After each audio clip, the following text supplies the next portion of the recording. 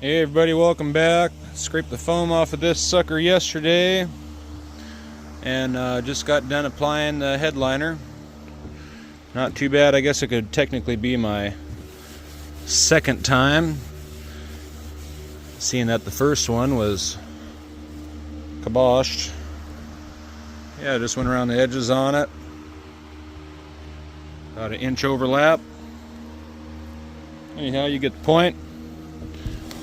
At least it's not flimsy as hell like the last one I screwed up. So anyhow, I'm going to bring you guys back on upstairs. Going to start on the Kilmat today. Alright, see you up there.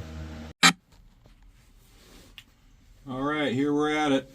So the instructions, I think it's like 48 degrees out. It's got to be like 50 something for this to be applied. Use a heat gun. If it's too cool out, so I'm going to heat the surface up. I got a little roller here to roll it down. Basically, some of the videos I saw, you just want to get these little rectangles down pretty much flat, so it's already all cleaned up. So I'm going to put this sucker on time lapse and get busy.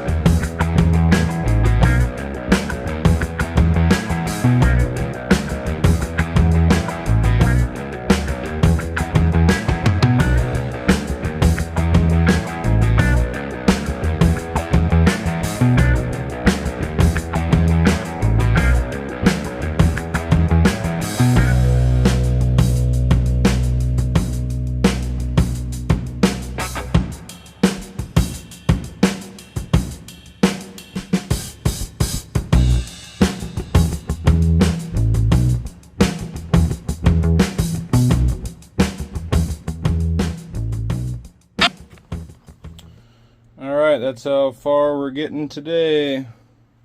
Little Noah just woke up from his nap, so time to head in and hang out with the little guy.